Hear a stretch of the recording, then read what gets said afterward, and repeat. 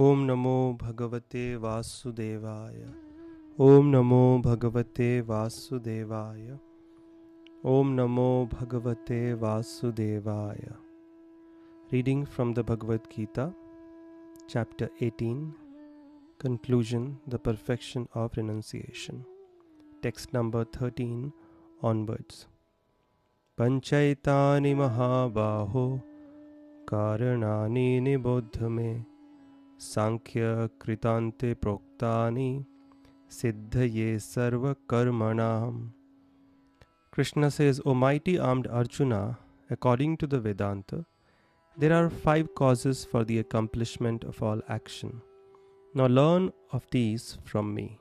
Text 14.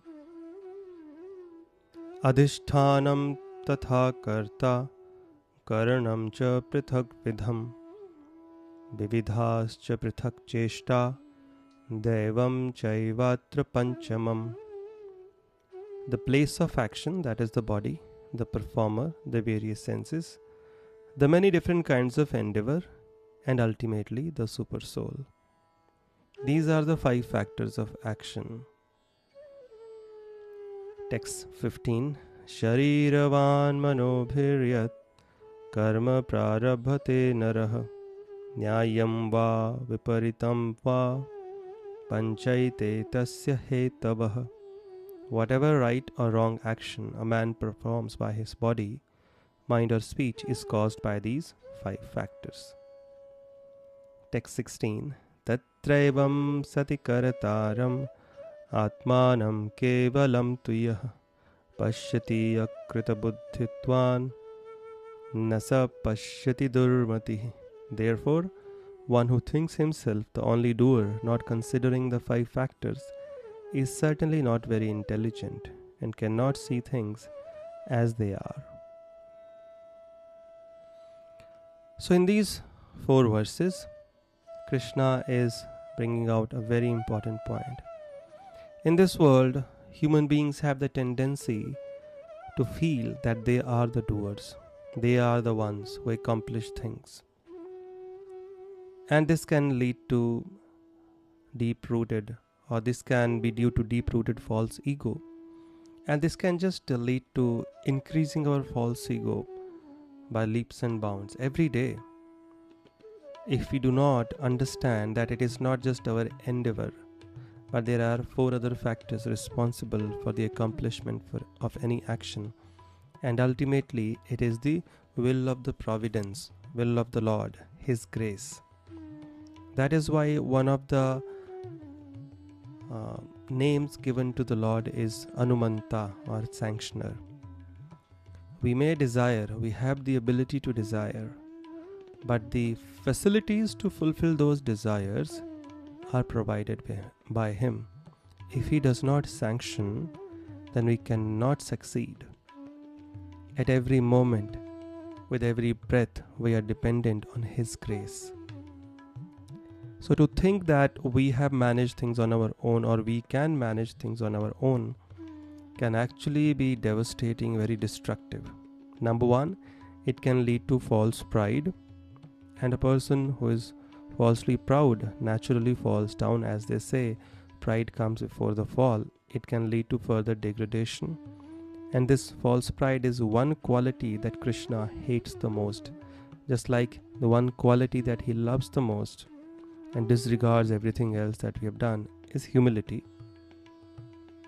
Similarly, He just hates false ego, ahankar in anyone. Ahankar comes from the word aham, I am, I, me, mine, I did it. And if we have this quality, I have done, which we see a lot in people these days in Kali Yuga all over the world, and because of this arrogance, because of this delusion that we are the doers, people are not able to realize, or they are not able to come close to God, because God is the greatest. As you've heard the law of magnetism, like poles repel each other and unlike poles attract each other. Now, like poles, God is great, that cannot be changed. And then we have, if we also think that we are great, we are special, we are someone, then this is like poles, then there will be repulsion. We'll never come close to each other. However, God is great, and if we think we are small, we are insignificant servants of God, we are subservient to Him, then there will be attraction. Then the Lord will be attracted to us. We cannot attract Him with anything else except humility. Now, humility is different from depression. Depression means I am nothing, I am useless, I am insignificant. And humility means I am nothing, but He is great. And depression demoralizes us. However, humility empowers us to an extent that we can even conquer the heart of the unconquerable. Therefore, it is very important to hear from the scriptures on a regular basis, so that we have our feet on ground.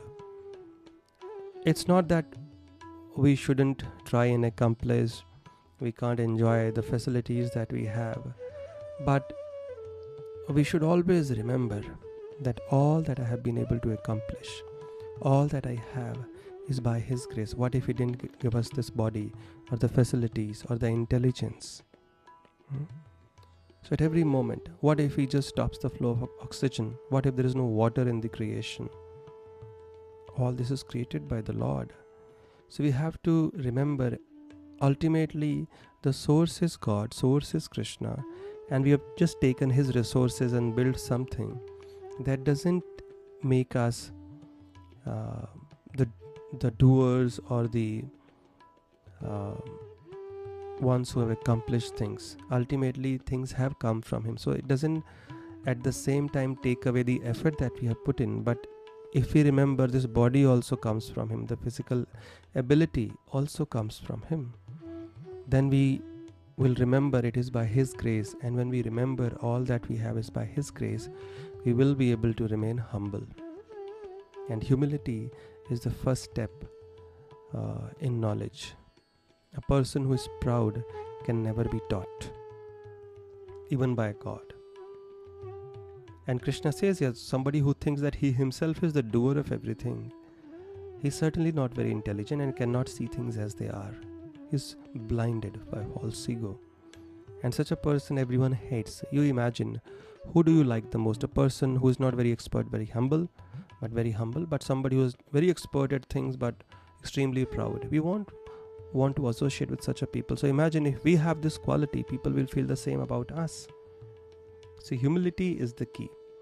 And people who think that they are the doers and they have done, they can accomplish things as on their own.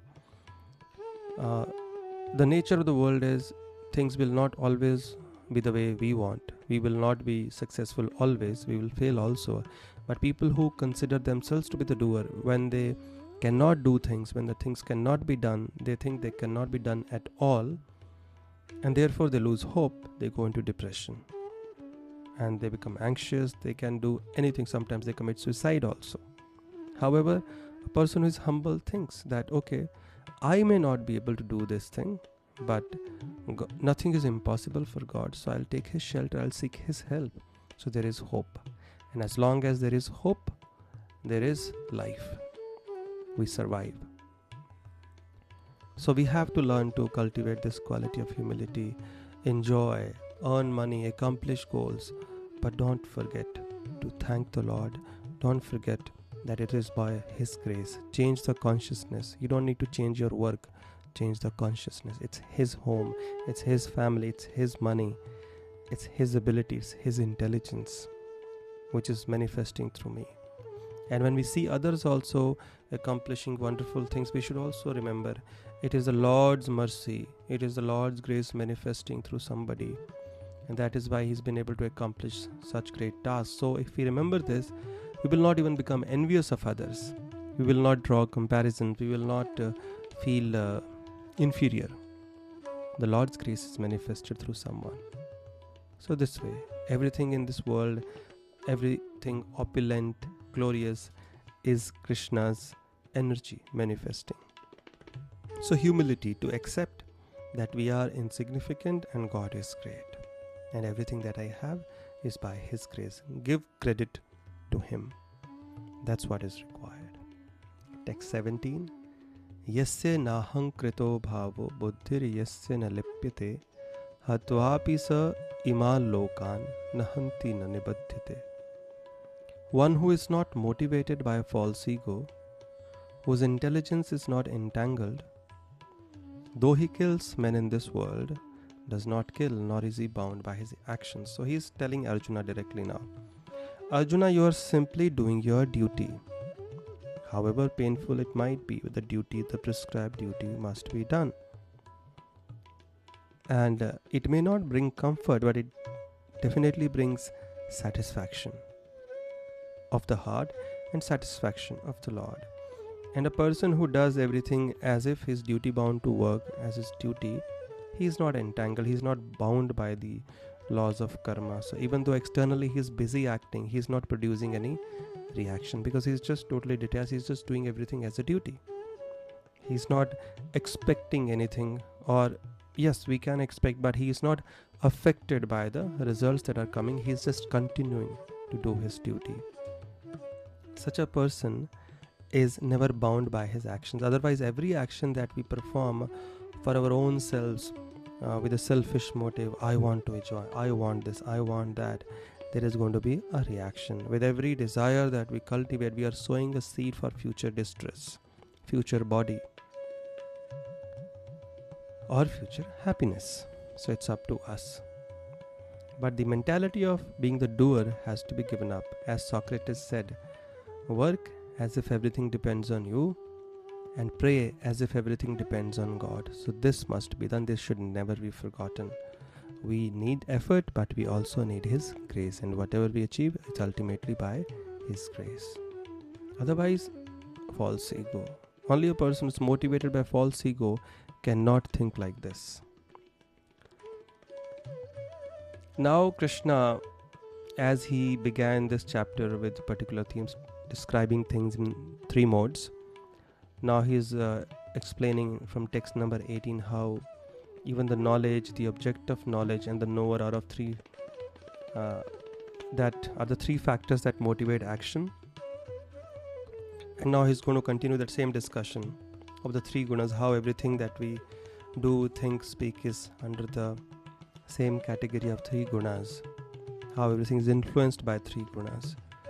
Text 18. Jnanam gyeyam parigyata trividha karma chodana karanam karma karteti trividha karma sangraha. Knowledge, the object of knowledge, and the knower are the three factors that motivate action. The senses, the work, and the doer are the three constituents of action. Text 19. Jnanam karma cha karta cha trividheva gunabhedatah prochyate gunasankhyane yathavat shrunutanyapi. According to the three different modes of material nature, there are three kinds of knowledge, action, and performer of action. Now hear of them from me. Knowledge, action, and performer of action are also in the three modes. ऐसा नहीं है कि whatever knowledge, oh this is the best knowledge. Knowledge is also divided into different categories. One is inferior, one is in the middle, one is the most superior. Similarly, the actions people perform, they are influenced by the three gunas and they are under the three gunas.